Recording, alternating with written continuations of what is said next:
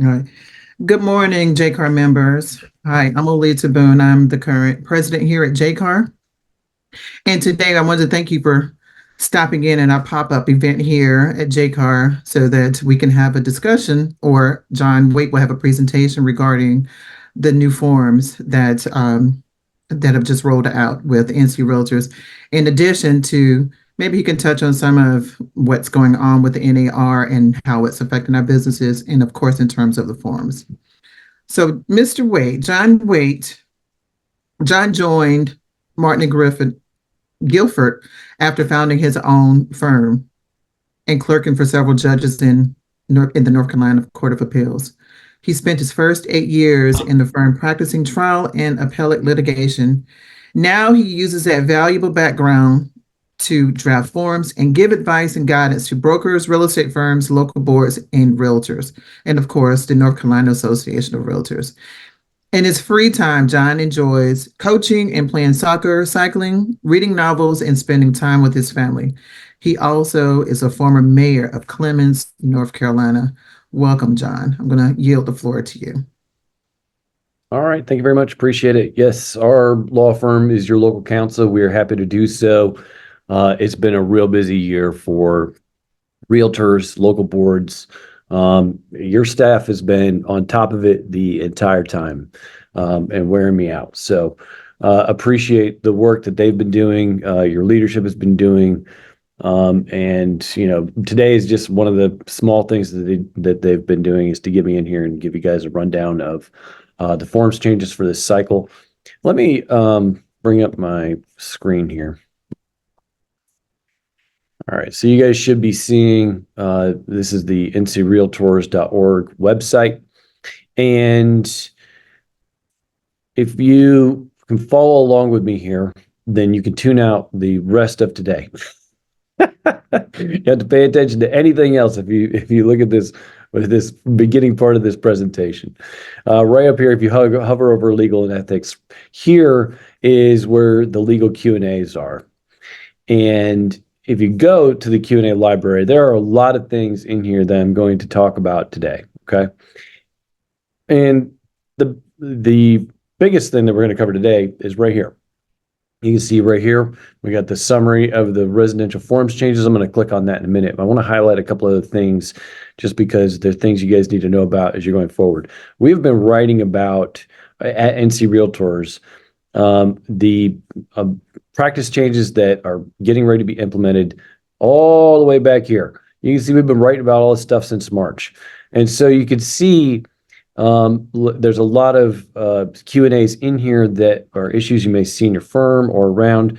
Here's one on seller subagency and potential liability that goes along with that. However, it might be something that comes up more often if buyers do not have an agent of their own or don't want to afford one. So that this Q&A talks about seller subagency. Here's a Q&A about if buyer agent will be entitled to cooperative compensation if the closing happens after July. Spoiler, the answer is yes. Generally speaking, any commissions that's earned in the MLS prior to MLS changes is going to continue to be good. So hopefully you guys have got that memo. This one, I'm actually going to click on this one, just real quick here, and then I'll go back. This one is probably the most common question that comes up on the NC Realtors legal hotline, which one thing our law firm does, we do several things for the state organization. One of them is man the legal hotline and take phone calls. If today there's a Q&A scheduled for you guys, I have to ask it, but if for some reason we don't get to your queue today, then, I'm on the hotline this afternoon. And you can get a hold of me that way. We are always very accessible for you guys in that sense. So here we have a pretty common question on the hotline about disclosure, and in particular, what happens when a seller does not do it, and it goes through the entire process there. It's a pretty common question on the hotline right now. For whatever reason, it seems like sellers are just getting more and more reluctant to do the disclosures. And at the end of the day, it's a Q&A about how you don't have to bicker with your seller about that. And if you're a buyer, then you're just going to have to be, especially if you're a buyer agent giving advice to a buyer, then you're going to have to, give your client advice about the risks that go along with not getting a disclosure statement. This one was suspended. However, it came up again, and we covered most of the same topics up here in the written buyer agreements and the new MLS policy. So that one will probably be, although I'm going to talk a little bit about touring agreements today, so you guys will be informed on that. Anyway, I just want to let you know these Q&As are here, and and this one in particular, navigating cooperative compensation compliance with the license law and the code of ethics. I'm going to be talking today in the second part of my section anyway of the agenda. But a lot of what I'm going to be talking about is right here in this Q&A, navigating cooperative compensation in compliance with the license law and the code of ethics. It's a Q&A that goes into great detail about how to just navigate cooperative compensation when it's not going to be listed in the MLS. Okay. So I want you to know this is all here. This is stuff you should look at. And then, this will be recorded today and put on your website. But if you go to the NC Realtors YouTube page, there are a lot of in-depth videos on forms and forms changes. And a lot of the stuff we'll be covering today too. So if you need extra material, you can go there and look at all those things. So without further ado, let's click on this one here. So this is what we're going to be going through today, the residential forms changes. And you can see in this Q&A, there's hyperlinks. And if you click on those hyperlinks, then it will take you to these. And it takes you to the actual form where you can see strikeouts, highlights, and everything else with the forms. So let's just jump right into it. And I'll pick up a couple of different topics as we go through some of these changes. Starting with the offer to purchase a contract here, scrolling down, there's a change here, and it sometimes, changes just reflect what is already possible. It's just that for whatever reason, maybe people don't want to don't want to go along to get along because it's not in the form or whatever. This is one of those changes right here in the due diligence fee. It's language here that says that if the listing agent tells you, the buyer agent, if the listing agent informs the buyer agent, hey, make the check out this way because my sellers are getting divorced or it's an estate or these sorts of situations where there may not be a bank account that's linked to all the sellers, right? So if all the sellers endorse it, there's nowhere to even cash it. Okay. It says, right here that if the listing agent gives that direction to the buyer agent, then follow it, buyer.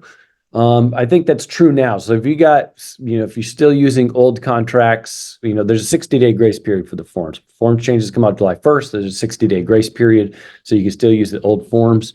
But after 60 days, the old forms will disappear. Shouldn't use them anymore. And then we'll, be all the way through to the new forms. But even on the old forms, I think that was still the case. Then moving down to due diligence period, we have a change here. And it's really just to accommodate stuff that you guys are doing already, breaking the due diligence period into two check boxes. The first one being a date certain, like usual. And then the second one is a certain number of days after the effective date. In any event, it is now in here twice. Do not put NA. Don't do that. That is bad. Because if you put NA, nobody knows what that means. So one person might think that the due diligence period doesn't exist, that there's not one. Another person might think that the due diligence period goes all the way up until closing. Who's right? Nobody knows. And that sort of gray area is a horrible risk management issue for especially BICs who are managing agents. It is something that we want to avoid. Therefore, it's in here twice now. Don't put NA in there. You need to have some kind of identifiable certain date in which the due diligence period ends. Okay. All right. Moving on down.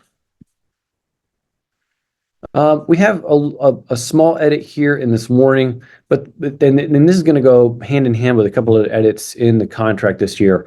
And that's to make it clear that the buyer can do inspections all the way up to closing. It's just for whatever reason, it seems like there's more sellers who just want to be difficult about access to the property. And when the buyer, can get in there, do inspections and things of that nature, you're not limited by the due diligence period to do inspections. You can do inspections all the way up until closing. So there's a couple edits in here to make that a little bit more clear.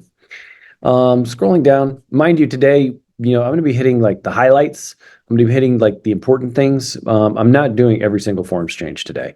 I don't think anybody really wants to be sitting here for 3 hours. While I'm thinking about it, though, and thinking about hours, it, I am not, I am not somebody who went up on a mountain and then came down with stone tablets, to give you these form changes today. These form changes are a product of a whole year of work by volunteers who are on the Forms Committee and the Joint Forms Task Force. Really appreciate those people and the time, effort, and energy they put in. It is because of them that the forms do a pretty good job of not only reflecting where your practice is at, but looking toward the future and trying to make sure that the forms do a good job of protecting you and your clients if something goes wrong.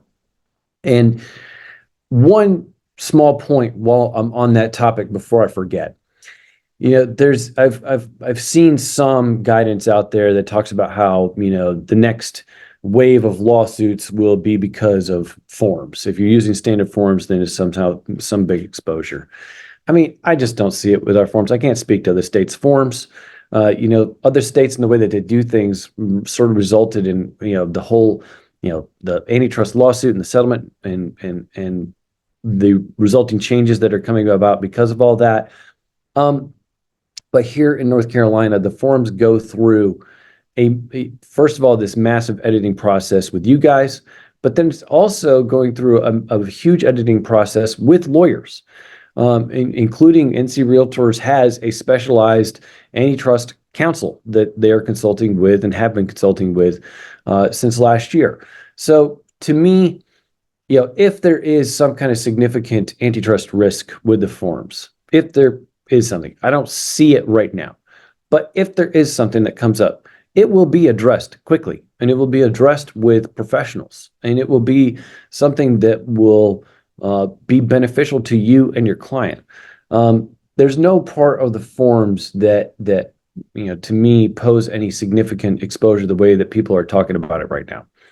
If you see that kind of talk, especially from people who are not lawyers, which is pretty much the only place I've seen it so far, these sort of industry insiders who do podcasts and things like that. I'm not interesting enough for a podcast, or maybe I just don't have much time. But in any event, you need to be skeptical about those kinds of claims and look at them a little bit more carefully.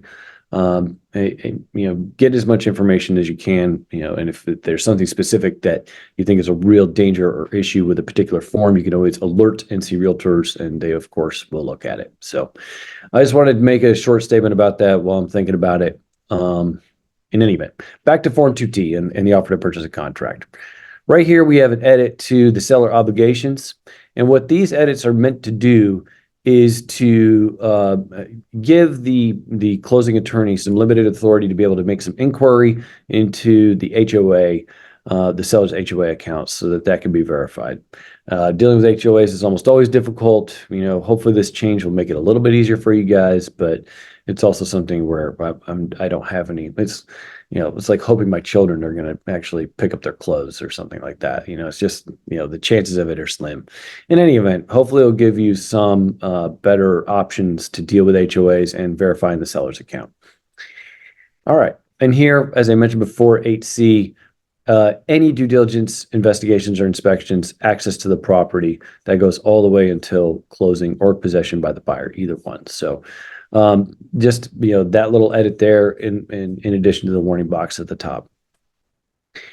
Here we have a tiny change to the governmental compliance paragraph. Again, this is an edit where I think it's already true in the contract. So if you have a contract in the old form, I think what I'm about to say would still apply. However, in the contract going forward, it is going to be a little bit more explicit, and that is this: that if you're trying to establish that the seller has an issue with governmental compliance and take advantage of this paragraph, number one, it's the buyer's burden. It's not the seller's burden to prove that everything is in governmental compliance, okay? The buyer has to show that there is some kind of failure of governmental compliance. That is part of their due diligence process. The burden is on them to show that.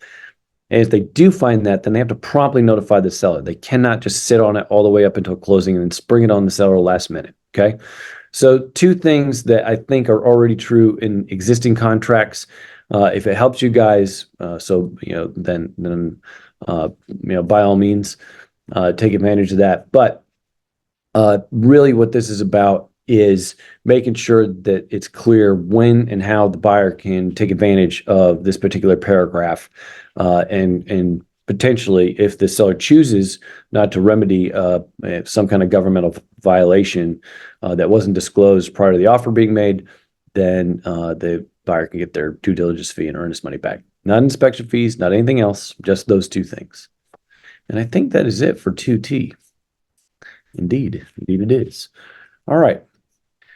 Moving on to Form 4T and the agreement to amend. This is the agreement to amend an offer to purchase a contract.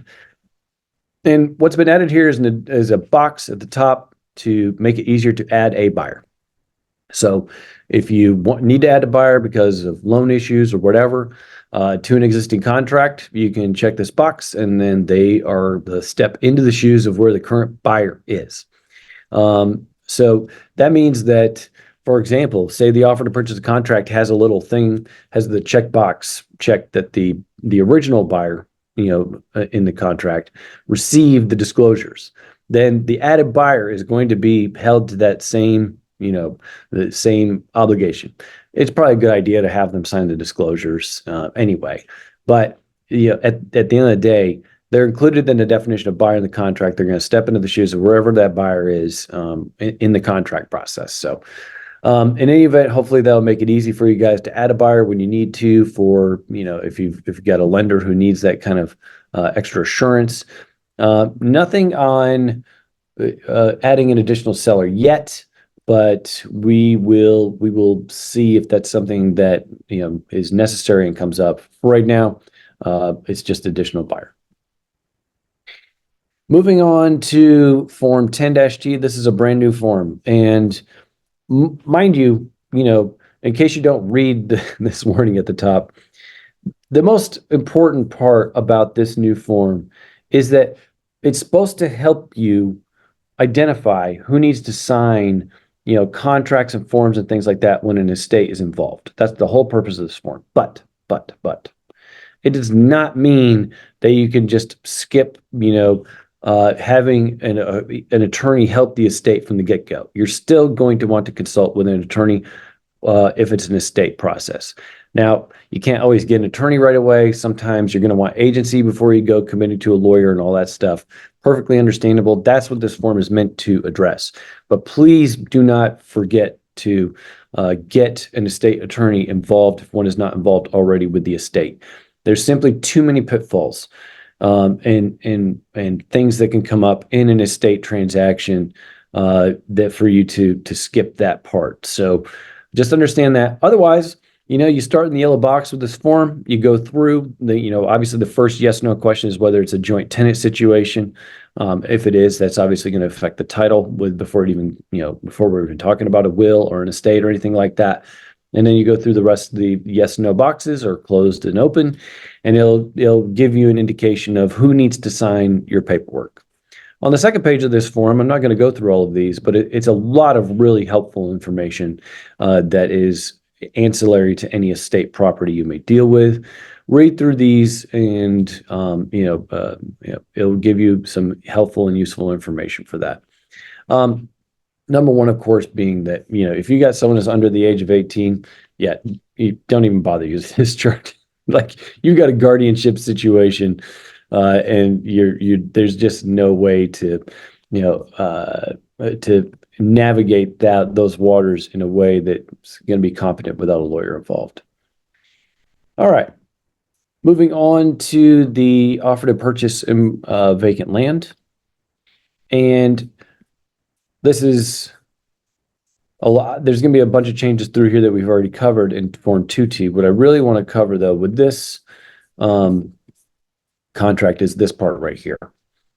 We have a new section in the vacant land offer to purchase contract to accommodate disclosures. And then we just released a Q&A on this. And I'm just going to, by we, I mean NC Realtors just released a Q&A on this on Monday. It's in the Q&A library where I showed you. But the interesting thing to understand about this particular change is that these disclosures are required by contract, not by law, okay? The disclosure the MOG and the RPODs that come from the Real Estate Commission, those are required by law. And the law says that the Real Estate Commission has to create those forms, okay? And then our contracts reflect that, okay? They just accommodate the law. This doesn't have a law behind it at all. It is purely a creature of the contract. So the way this works is that if you got a vacant land deal, then the buyer would either check yes or no as to whether they got the vacant land disclosure statement, which is Form 142. If they did get it, then everything just rolls along as usual. And if they did not, then there's going to be a limited 3-day window where the buyer could potentially terminate and get their earnest money and due diligence feedback. It's a very small window. It's a very limited consequence for not filling it out. It is the same consequence that sellers would have if they didn't fill out the RPODs and or the MOG. So the mineral oil gas rights disclosure. So that's the consequence for not filling those out either. So this is meant to reflect and operate very similar with the existing disclosures that you guys have to deal with. And that's very intentional to try and keep it easy. Here is new Form 142. That is the vacant land disclosure statement. There are a lot of really important things in here. If you're a buyer, you're going to want the seller to fill this out as much as possible. And if the seller doesn't, then that's something that you're going to want to take into account with your offer. And of course, the seller could check yes, no, or no representation, and that's fine. It goes through a lot of different aspects of vacant land. If you have a contract, like an existing vacant land contract, you do not have to go back and add this form. You don't have to re-execute the contract. The contract is the contract. It just rolls on through. This will only apply to vacant land contracts that you will execute on the new form, okay? And at the bottom here, we have these blank spaces where you can give more information if you choose to about these aspects here. In particular, there was a lot of time spent on this part right here on septic system. The more information you can get on the septic system, obviously, the better, if it's there at all. So just know that that's there. Take advantage of it. If you're a buyer, insist on it. And if you're a listing agent, I mean, I wouldn't just let the seller skate by on this. You're talking about a lot of material facts in here. And so use this as a tool to get those material facts. I just think it's something that sometimes listing agents don't take the disclosures. Obviously, it's not, like I said, it's not something you got to bicker with your client about. If you got a seller client who really doesn't want to deal with it. But, at the same time, you have this duty to discover and disclose material facts if there are red flags. And if red flags can certainly come up during these discussions. So just make sure you're using that. And then, even if there's not a red flag, if you miss something, you all know that somebody's going to point fingers at you. So, it's something where you don't really want to deal with that drama. It's something that exists all the time. It is a risk that sits out there. Make your sellers be thorough about this, because it is honestly, it is protection for both you and for them. I mean, it just is. There's no better protection against these sorts of claims for failing to disclose or misrepresentation or things like that buyers make than to have a disclosure made somewhere, somehow, some way. So understand that, and really, if you're a listing agent, I would obviously encourage you to use it. I understand that it's like extra paperwork or whatever, but at the same time, it is a valuable tool for you to use in this process. All right, moving on. Let's go to Form 101, the exclusive right to sell listing agreement. And this form got some changes before the settlement even came out. But there's really, at the end of the day, I know the shift that's coming in the MLS is a big shift. You could argue that it's a generational shift in the industry, I think. Certainly the biggest shift in a long time.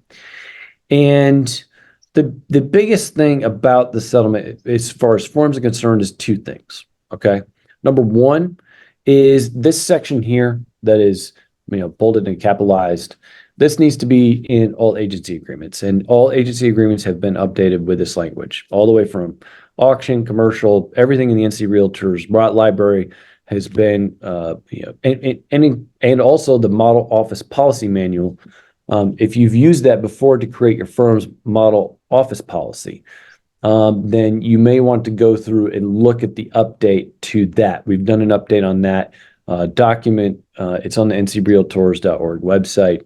There should be a strikeout copy up there by now to show you exactly what changes were made to accommodate this. But in any event, back to Form 101, the exclusive right to sell listing agreement. It's really two things that the settlement required in agency agreements. And first is this part here, that commissions are not fixed by law, but are set by each broker individually and fully negotiable, broker or firm.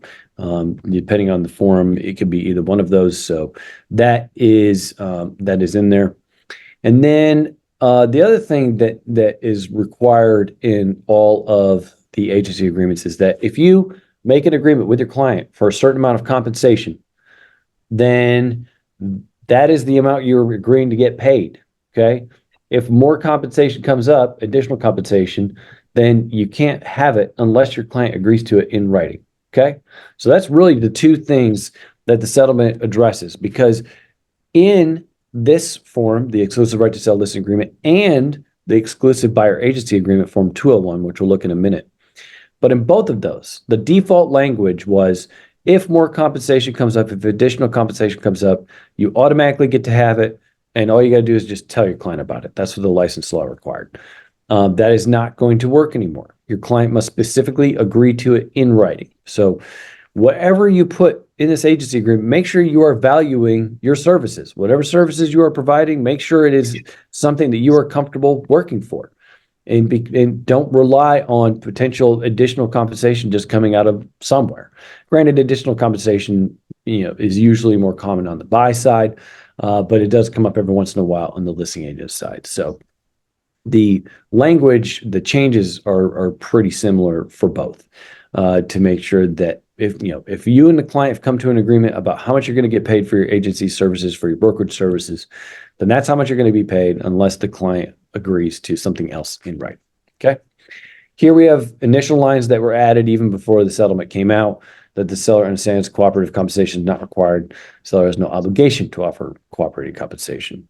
And that has to do with these boxes up here. Understand there's three different boxes here.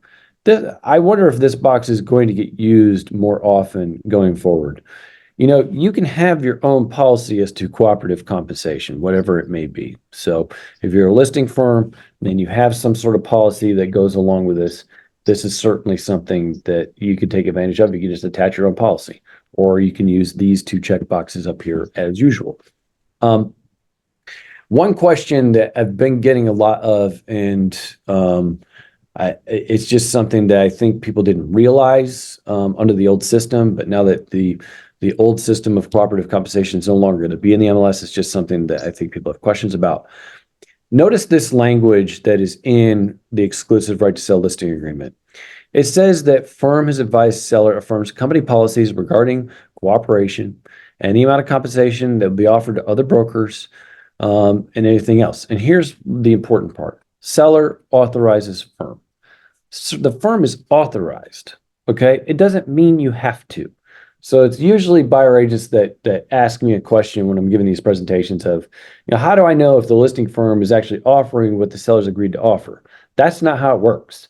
The listing firm is simply authorized to offer a certain amount based on policy or based on maybe what they've put in these top two boxes. But as far as whether the listing firm has to offer whatever they've agreed to with the seller, the answer is no, because firm can properly notify seller if it's different from that set forth above. So that's the first line right here. So it's something that, and this is true under the Code of Ethics and the license law. The reason that you don't even have cooperative compensation as part of any offer to purchase a contract is because neither the Code of Ethics nor the license law of the Real Estate Commission want you to use the buyer's offer as some sort of bludgeon to get more blood out of the seller or the listing agent as to cooperative compensation. That's not permitted under the Code of Ethics. It's not permitted under the license law. Okay. And so buyer agents, I think in the past just maybe haven't been clear. Maybe they didn't understand. I'm not sure. But your agreement with your buyer is your agreement with your buyer. And it's not a requirement of the seller listing firm to offer cooperative compensation. It never has been. And so I think this is just something that buyer agents are just going to have to do a better job of verifying buyer funds, that they can actually pay for services or some other sort of agreement with the buyer to make sure that you're getting paid and that you're getting paid appropriately for your services, but not getting left out to dry. And also finally, I think buyer agents are going to have to hold buyers' feet to the fire more often. In my private practice, I've been involved in many lawsuits. Usually it's when the buyer agent's been working with a buyer and then the buyer turns around, uses somebody else and buys a house, right? Probably some of you have experienced that at some point or another, or know of somebody who had that happen to them. And here's the thing about it. No contract is going to stop somebody from doing something that they shouldn't do. It's just, that's not how contracts work. That's not what they're written for. What contracts are written for, and in particular, what you need to understand about agency agreements, is that they are written that if somebody fails to do what they said they're going to do, then you have something in writing to take before a judge and force someone to do what they said they were going to do, which is pay you for your services. I can tell you this, and this is not because I'm an especially good lawyer or anything like that, but every time I've taken an agency agreement and taken it into a mediation or taken it into court, I haven't lost a case yet. Hasn't happened. And it's because the forms are written to address those scenarios exactly. So just understand that, and understand that that's the purpose of the forms and the contracts. When it comes to offer to purchase contracts, that really has more to do with your client than anything else. But again, those also work very well. I've litigated those in court many times, and I've forced a lot of disappointed sellers to actually sell their property when they didn't want to a buyer that they signed a contract with. That's what it's for. So just understand that, and understand, overall about agency agreements in particular as you're navigating, these new areas of cooperative compensation, that the listing agent's agreement with the seller has no bearing whatsoever on a buyer and a buyer agent and what their agreement says. They have to be two separate things, and that's always been the case. It's just that going forward, it's going to be a little bit more clear, divide there as to how those things work. All right, moving on in Form 101, the exclusive right to sell listing agreement.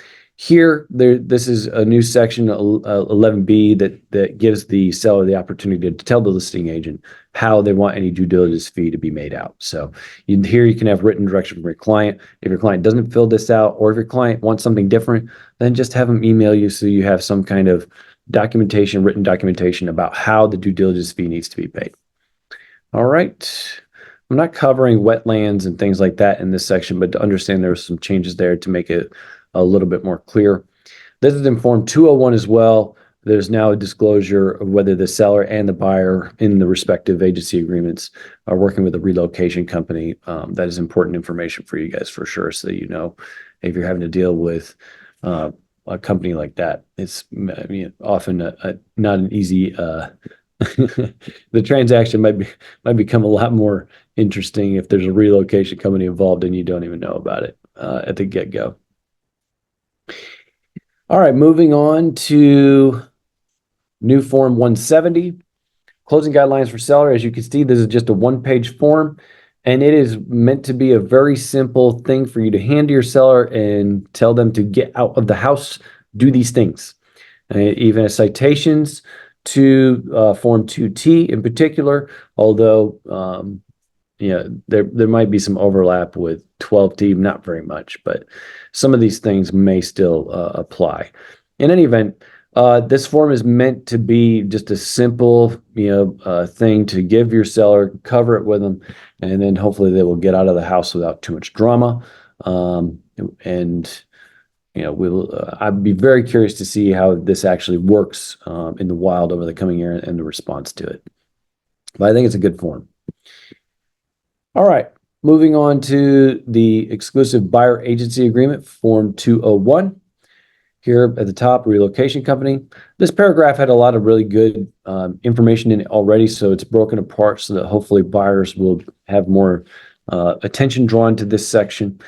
These are representations, that have always been. If there's not yellow on it, that means it's already in the it's already in there. But it was before just a block paragraph that the forms committee wasn't sure how often people were actually using it.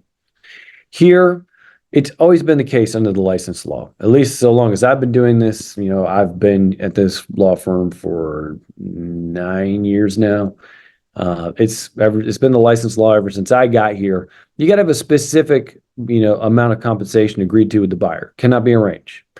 The only exception to that I can think of is like you can do a specific, amount, specific amount of compensation for a certain like price range of house, and then maybe a different amount of specific compensation for a different price range of house.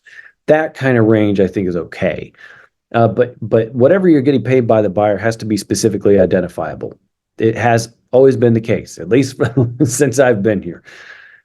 This is a section that is frequently filled out wrong by buyer agents. And it's just something that is going to have to change in the coming weeks. If you don't fill it out correctly, and then you may get to the closing table and be very disappointed about what your compensation is. It must be a specific amount. And, again, if you're a buyer agent, value your services, figure out what you're willing to work for. If that changes, you can amend the same agency agreement, of course. But just make sure that you're complying with the license law, putting in a specific amount of compensation in there. Don't put a range, don't put zero, don't put NA. You could also just say see attached, and it could be a whole range of services that you're getting paid different amounts of money for, and that's perfectly fine too. All right, moving through here, as I explained, the changes are really twofold. That if there's additional compensation, client has to agree to it specifically. We're going to talk a little bit about how to do that in a minute. And then also, there's this initial line here to explain how the money moves in the transaction. That was actually a change that was approved before the settlement to make sure that buyers can't make claims that they don't know how the money is moving the transaction, which they certainly should. All right, and then that compensation is not set by law and is fully negotiable. All right. Moving on down. Let's see. I guess that was it for 201. Let's move over to Form 203. As I said, there was a Q&A that came out about Zillow's touring agreement. That Q&A was taken down by NC Realtors because the Real Estate Commission had an issue with Zillow's touring agreement, so that's why the Q&A was pulled. That wasn't something that we knew about ahead of time. In any event, based on at least what I understand the commission's position to be with respect to the old version of Zillow's touring agreement that was released and then taken back, and the commission wanted edits made to it, is because probably at the end of the day, when Zillow's done editing their touring agreement, it's going to look a lot like this. It's going to look a lot like Form 203. This is the non-exclusive buyer agency agreement. A lot of firms use this already. You've got the new MLS rules will require that if you are working with a buyer, and that's the language, working with a buyer. If you're a listing agent and that's all you're going to be, you're not working with a buyer. So let's say you're at an open house and you're a listing agent and an unrepresented buyer walks in, you're not going to hand them a WWREA that has all the check boxes of all the different agency that your firm is offering. You're not offering all the different agencies to that particular unrepresented buyer. That buyer is going to be unrepresented, and that's all they are. So that's all you're going to check on the WWREA. And you don't need anything extra or special or anything like that to make sure that the buyer understands they are unrepresented, that you, listing agent, have nothing to do with helping them with this particular house that you are showing. And that's perfectly fine. Okay. So just understand that there's been guidance on that. I think there's a Q&A on that. I'm pretty sure I might have written it. I don't know. Everything's kind of like lumped in together right now. In any event, Form 203, if you are working with a buyer, and you need some, they don't want to commit to exclusive agency.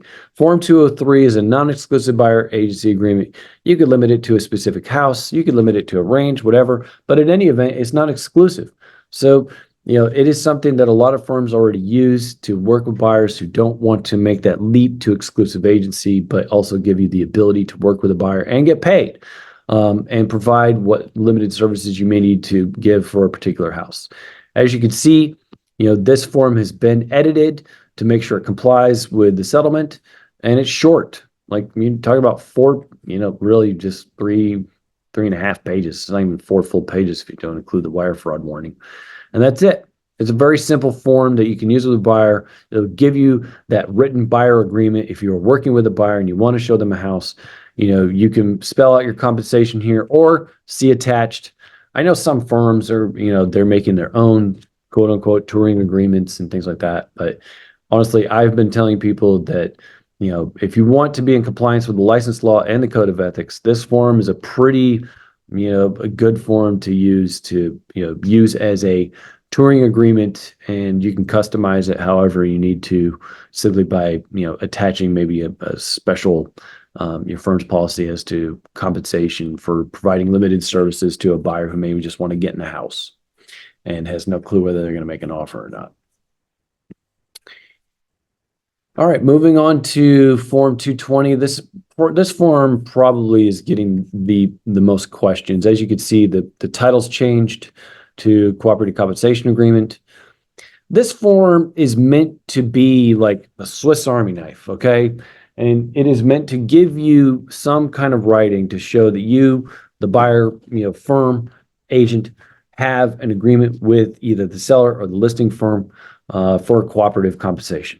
If at all possible, this needs to be worked out ahead of time. I've been getting a lot of calls from listing agents who want to, put these forms either like in their showings, which I think is fine. Like if you go in a house and there's a booklet, about the property with the disclosures, maybe some things like that, putting something like this in there to show what cooperative compensation is offered. If anything, I think that's fine. I've had agents call me asking if they can put a QR code on the sign in their yard. And then it takes you to say, the 220 that, would say what the seller or the listing firm is offering. I think that's fine. What is not fine is putting something in the MLS. What is not fine is attaching this to the offer to purchase a contract, okay? You cannot do either one of those things. The license law is not changed, and your MLS is going to be policing these sorts of things. You've probably already been briefed on that. Every MLS will be a little bit different about how they choose to police these sorts of things. But what I can tell you with a reasonable degree of certainty is they do not want cooperative compensation discussions happening in the MLS anywhere near the MLS. So showing time, probably not. I don't know of any MLSs that are allowing, that kind of information to be in there. Agent remarks, no. Putting a link in there that has, taking you to a specific website about cooperative compensation, no, probably not. These are all questions you got to ask your MLS. I don't know. I'm not privy to any special discussions in your MLS about those things. I'm just speaking generally from what I've heard from other MLSs. Those are probably all things that are not going to be allowed. So, if your MLS has said something different, then go with them. They're the ones who do it. I'm merely just trying to give kind of general guidance today. So, don't feel like that's something that you really need to get into the weeds with me today about. I don't have specific information to give you, but what I can tell you is that this form, what it's meant to do is make sure that once you get an agreement in principle for cooperative compensation, that you can reduce it to writing with either the seller or the listing firm. Understand, that a buyer agent making an agreement directly with the seller for cooperative compensation comes with a certain amount of risks, a certain amount of risk to the seller. And I'm not saying you got to talk to your seller about it, but it is something where a direct line of contractual privity between the buyer agent and the seller is not something that currently exists. So I'll be curious to see how that sort of plays out. Really, what it's meant to do is accommodate when a common scenario that we anticipate will happen, which is this: The listing agent sits down with the seller. Seller says, not offering any cooperative compensation. Not happening. I will pay you to be the listing agent, and that's it. I don't want to pay anything else. So that's how the relationship begins with the listing agent. Then, of course, an offer comes in that has a request for cooperative compensation, and it's an offer the seller really wants to take. And so the listing firm is like, well, all right, if you want to do it, then go ahead and do it. Now, mind you, the code of ethics still exists. This is not an invitation for buyer agents to be communicating directly with sellers. Everything still goes through the listing agent. Okay. So, please understand that and make sure that, if you have agents in your firm who are underneath you, make sure they're clear on that. Okay. But what can happen then is the seller can agree to the cooperative compensation and directly with the buyer agent, accept the offer, and then move on. But that's really why these checkboxes are here. Now, what this is meant to do is to give you that flexibility, but also understand that it may well be that they're through the course of the transaction. Say a buyer agent has a certain amount, they've signed a 220 with the listing firm, and then later on, the seller agrees to more or whatever. Then you could potentially have two different 220s in a transaction, one with the listing firm, one with the seller. Both will be enforceable.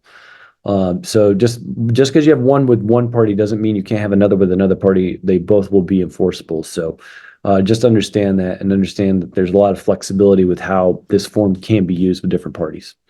The last thing that I'll say about this form is paragraph 3 here, getting some questions about this date. And the date is really there to make sure that these things aren't just hanging out there forever, okay?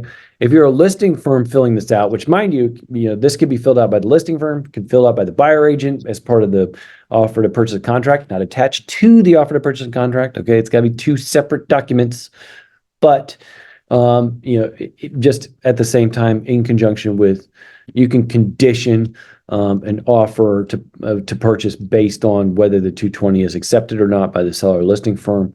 The navigating cooperative compensation Q&A that I pointed out earlier goes through 7 different scenarios. Go ahead and read through those. Those go into a lot of detail about that, but I'll cover it a little bit more in a minute. In any event, this date here, there's no like rule about it, but I would do like a month or two past whatever the proposed closing date is going to be. Okay. And so you're not going to fill out this date, prior to a contract actually being made.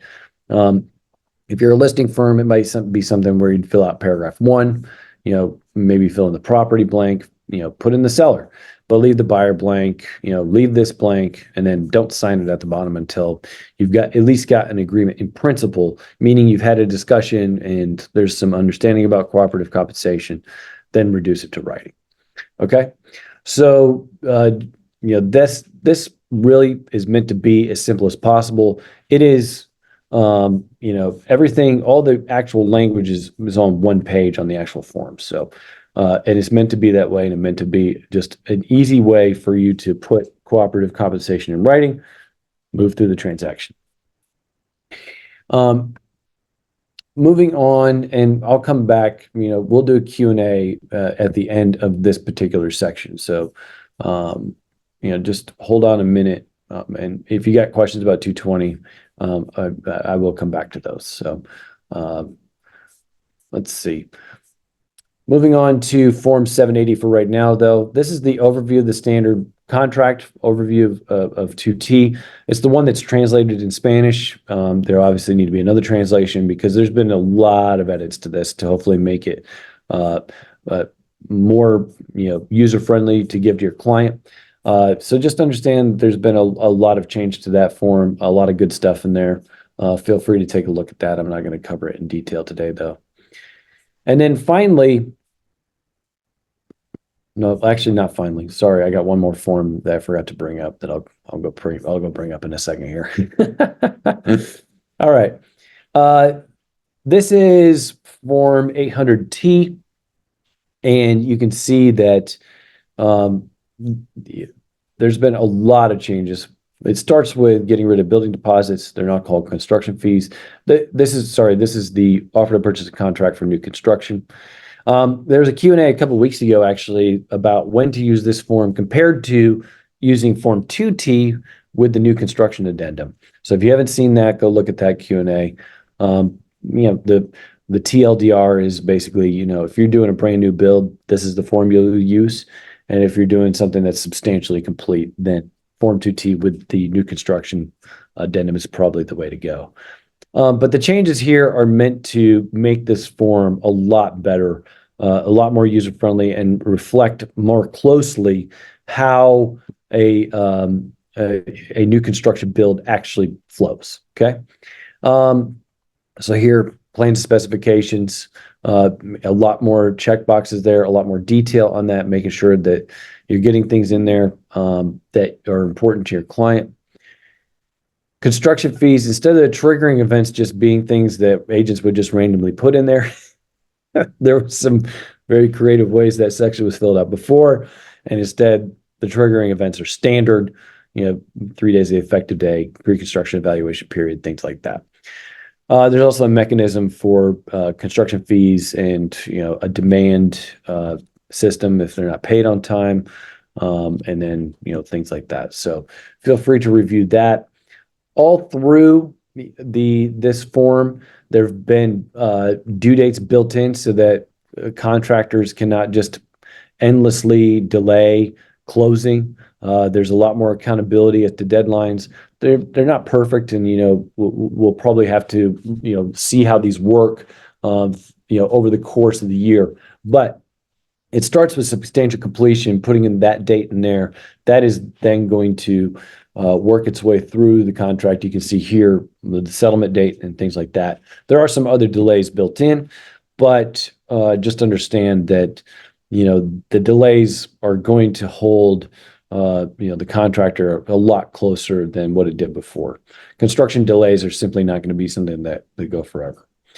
When it comes to the conditions through this here, there's been a lot of edits. It's a lot cleaner in the final form. There's been a lot of consolidation to make this whole section a lot easier to navigate. Reports, these are obviously very important, and one question I get occasionally is, let's say, a builder doesn't want to give any of these reports. Well, that's a pretty big red flag to the buyer. If a builder doesn't want to give any of this stuff, then you may want to keep looking for their house. If you're a buyer agent, I think it's your duty, and it's part of why you're hired, to explain why these sorts of things are important and why the buyer shouldn't be willing to let a builder refuse to provide basic information about, say, the septic system and report on that. I mean, it'd be required for the CO anyway, I guess, on that one. But soil suitability, utility availability, all these things are very important. All right. Changes, change orders, have to do with plans and specifications as well as other things. So that's been, just understand that's here as far as the construction and how the changes are done. That's why those beginning plans and things like that are important at the beginning of this contract. Let's see. I'm trying to think if there's anything else. I will mention this on warranties in here. There's warranties implied by law unless they're waived, and they're not waived in this contract. So this warranty is in addition to the warranties that are already implied by law in every new construction contract. So just be aware of that. If there's a warranty issue, it's something where it's very important to tell your client to go see an attorney and be advised of their rights. I had a case, this was a few years ago, it was a new construction build, and somebody came to me. They had just dropped their life savings to build the house of their dreams, and then 5 years later, the foundation is seriously sinking. And the builder shouldn't have known better. Those warranties that were implied by law gave us the ability to go and get some significant relief for her. She was just a teacher, single mom, so it was something where she couldn't afford to make all these changes and be able to continue to live. So just understand, those things are out there for your clients. Not something for you guys to pursue necessarily, but certainly something where you want to recommend your client go seek legal advice. And then we have some changes to the construction fees, trigger events, and just the date that the received down here at the bottom. All right, one form that I didn't bring up is new form 715. So let me go get that. I may have to log in here.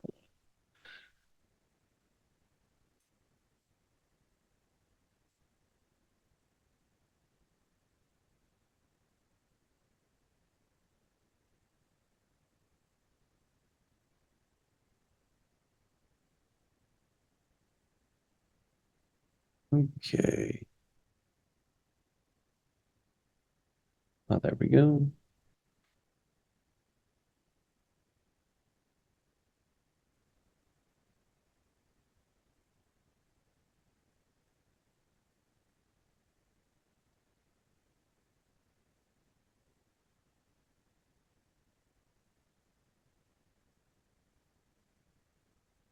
This form just came out, what was it, 2 weeks ago? I think that's right.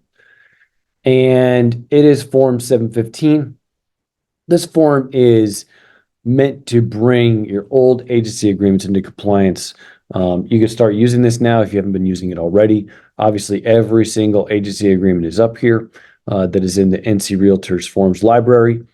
And the amendment is really meant to do two things. You can see it gives the disclosure of compensation about how commission rates are not set by law and are negotiable, and then additional compensation. It changes the standard language of any old agency agreement to accommodate that. Now if there's additional compensation, then the client needs to agree to it in writing. Everything else, including any amendments to any old agency agreement, is going to continue to do this. So you really have two things, two ways to bring old agency agreements into compliance with the MLS rules when the changes finally roll over. One is to use this amendment form. Two, you can just use the new agency agreement that's copyrighted 2024. So that one question that I've been getting about this particular form is, what happens if my client doesn't sign it? I would treat it just like the WWREA, provide it to your client, indicate that they refuse to sign on such and such date, keep it in your file. I think that'll be good enough to show that you tried to make sure that you stayed in compliance. And if your client doesn't want to sign it, if they don't want to amend your agreement, that's okay. After that, I think, especially if additional compensation comes up, feel free to give a call to the NC Realtors legal hotline and we'll walk you through those scenarios. Generally speaking, though, let's say you got a client who refused to sign this amendment or sign a new agency agreement, and the cooperative compensation is over and above what the client has agreed to pay you in the agency agreement. I think at that point, then it'd be something where you're going to have an internal discussion about whether you're going to simply waive that and let the seller keep it or whatever. But it's something compliance-wise that you're going to have to think about and talk about. But that's going to be addressed on a case-by-case basis. I wouldn't say there's necessarily like a rule on that. Those sorts of compliance rules, you're just going to take them as they come and navigate those over the next couple months. If you need further guidance and help on that, that's probably the best place to go. All right, that is all for the residential forms changes. I'm going to bring up the chat here and see what questions we got. And so let me read this question here on 220. Does Form 220, the cooperative compensation agreement, have to be submitted, signed, and fully executed prior to submitting an offer on the property? The answer is no. It does not. It definitely can be. And I think that's the best way to go about it, to make sure that the cooperative compensation is set prior to the offer being made. But you can also submit at the same time as the offer. The Q&A that I mentioned before, navigating cooperative compensation in compliance with the license law and MLS rules, goes into some detail about this. That would be a final resort. I think it's a bad idea to submit, an offer to a listing agent, saying an email where you got two separate documents, one for cooperative compensation and one that's the offer to purchase a contract, and saying that, the offer to purchase is conditioned or contingent on, the seller or listing firm agreeing to cooperative compensation. I don't think it's not a good thing to do, but it is something that is, as a last final resort, something, and you really want to get your offer in, you can't get a hold of the listing agent, you can't get the information any other way, then that's a possibility that you may look at. But in a perfect world, yes, you would have, 220 executed prior to the offer being made, or certainly fully executed at the same time, certainly an agreement in principle. And by agreement in principle, I mean, like, you've talked to the listing agent somehow, some way.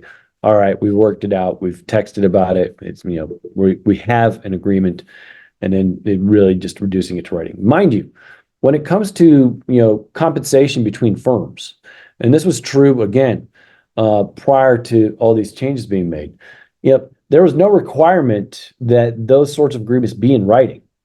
There just wasn't. The MLS provided a legal framework for those contracts, so that was certainly some kind of writing. That's no longer going to be the case, right? But there'll be other times, say you made an offer outside your MLS, okay?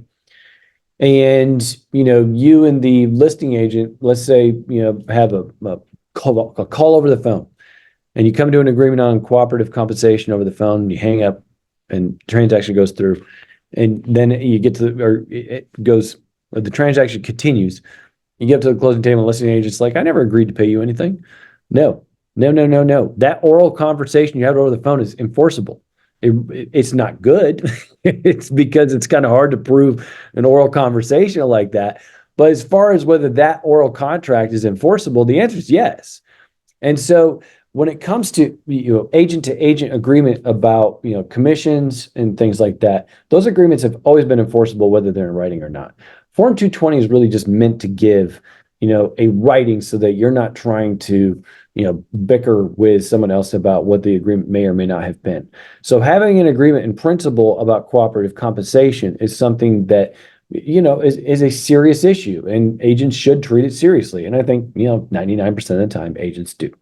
So it's one of those things where you're going to negotiate, much like commercial brokers do now. You're going to negotiate somehow, some way, cooperative compensation outside the MLS and not in the offer to purchase the contract, and then use 220 to reflect that. So I think in a perfect world, 220 is going to come before the offer to purchase the contract, but probably in most cases, it's going to be pretty close in time. Okay. All right.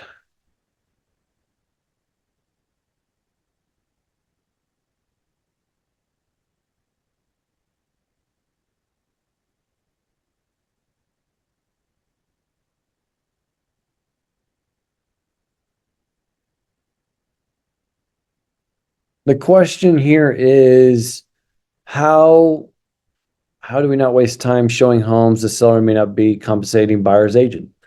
I'm not sure what the market is going to do with that. That is going to be left primarily up to you guys. I know some listing firms are going to be putting that information out there. They intend to advertise it maybe on their own website, maybe, other places, but it just is not going to be in the MLS anymore. So it's something you're just going to want to somehow verify one way or the other. We will see what, listing agents come up with as far as how that goes. I do want to take a minute and just say that, to the extent that there's these websites popping up, where, everyone wants to go and advertise their cooperative compensation.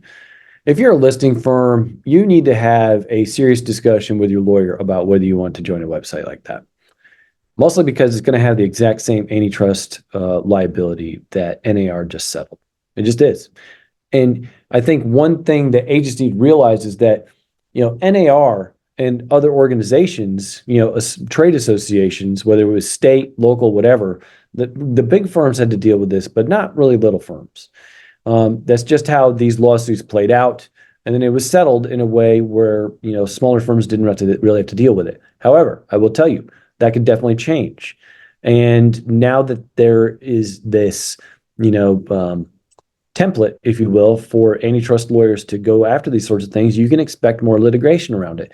And I'm telling you right now that anytime you are putting that sort of information out there, especially if you're going to do it how the MLS used to do it, um, then you are going to be subject to liability. You just are. Talk to your lawyer about whether it is something you really want to do. Listing firms are going to need to decide what is an efficient way to advertise cooperative compensation if it exists, and what is a way that it's efficient but also doesn't run afoul of antitrust concerns.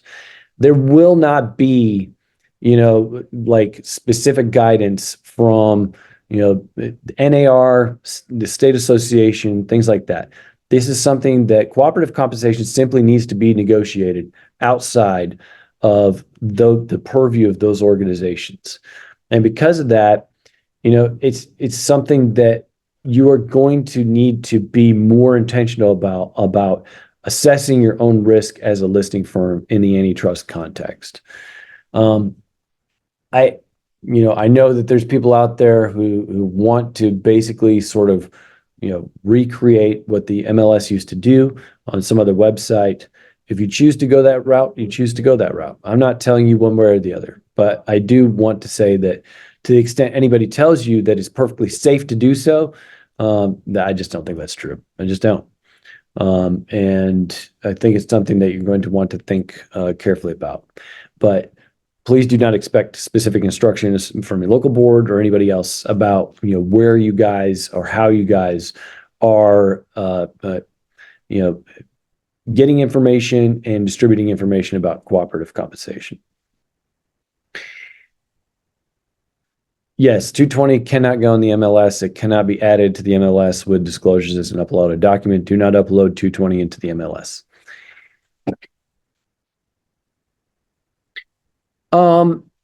Question here. I think I covered this already, but I'll cover it again. If you've got an existing transaction, all existing transactions are going to close under the old rules. So if you've earned, compensation now, that's fine. Those transactions are still going to be enforceable. If you got one that's closing in September or October or something, or even later in August, and you want to be cautious, you can have a 220 signed. But technically speaking, if you got procuring cause and things like that, if you got all the elements satisfied for a transaction for cooperative compensation prior to the new rules going into effect, those will continue. There's specific guidance about that from NAR that talks about that specific question. So just understand that, and you don't have to go back and redo a bunch of transactions or anything like that, as just because the new MLS rules are going into effect. All right. As far as the second part of this agenda, that's pretty much it on the forms. I feel like I've already covered a lot of the changes as far as commissions are going to be done too. I think I probably covered at least all the biggest things I can think of. I'm trying to think if there's anything else, but I don't think there is. And besides that, I'm over time anyway. Sorry about that, but hopefully, you guys understand that it's just a because of the gravity of the situation. We're just trying to give you as much guidance as possible. Sorry for going a little bit over today, though. That's okay. That's okay. Yeah, We really appreciate that. Alita, was there a specific question you wanted to make sure I got I read out loud? just, Yeah. because there seems like there were a lot of questions around Form 220, Yeah, and I think I covered most of those. I went through the questions in the chat just now and I read most of them and answered the ones that are in there. If there's another one I missed, though, let me know. okay, let's see here. Before we let you go, Mention there's a sample for a manual. Okay, so there's a question here that reads, it says that you mentioned that there is a sample firm manual we can reference. Where Yeah, can we there's a model office policy on the ncrealtors.org website. So let me go over there and like you can just go up here to search Okay, and then it'll come up and it's right here.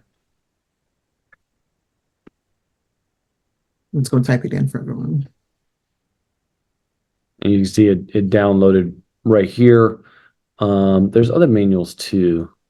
Let's see.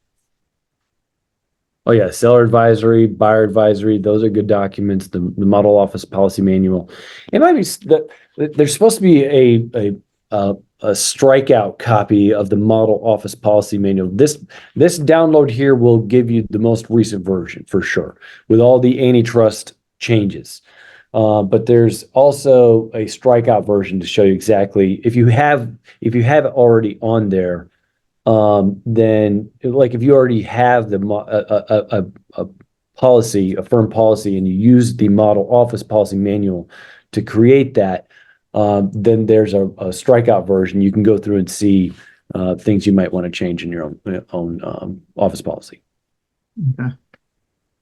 Okay. And it looks like someone wanted to just reiterate the point that Form 220 cannot be uploaded into the MLS under the docs disclosures. I guess those third-party vendors on the Yep. MLSs. I just Yep. want to confirm that. Yeah. Don't put it in there. Don't put it anywhere near the MLS. Nowhere near the MLS. And essentially, you're cautioning us on um, sharing, I guess, cooperative compensation information on like third-party websites. Just check with our attorneys first for fear of being sued, maybe by someone down the road. Yeah. Yeah. Okay. I mean, I would expect that this will be, anytime there is a defendant who has money and the potential to get a decent payday. Yeah, I think you're going to see lawyers wanting to go after these sorts of things. I just think it comes with risk. If you're going to join some kind of site that is putting, and I think there's less risk if you're a firm and you're putting, cooperative compensation offers up on your own website for your own listings. I think there's just less risk associated with that. That is you making an informed decision with your client, not based on what anyone else is doing. As long as you're checking off those boxes, then I think that's something that's less risk. I'm not saying there's zero. I'm just saying it's less. Mhm. But once you join some other kind of website where there's a bunch of other firms putting all their compensation up there, that is going to have, I think, the same amount of antitrust liability potentially as what was already settled in the Missouri case. And as we saw in the Missouri case, the dollar amounts can be staggering. Yeah. And John, before you go, I just have a question. So we talked a lot about commissions, and we're trying to steer clear and do the right thing in terms of and be compliant with the commissions. Um, there's a forms change just about every year. Aside from commissions, is there anything else that jumps out that we should be aware of right now? No, not that I can think of. Not anything I haven't covered already today, though. Okay. I would say. Okay. I think, this today, if you can absorb most of it, I know I talked fast and moved as quick as I could, but I wanted to make sure it was thorough enough where, especially if you guys come back to it and watch it again, then you'll have the information you need to be able to navigate the next couple weeks. Okay. Very good.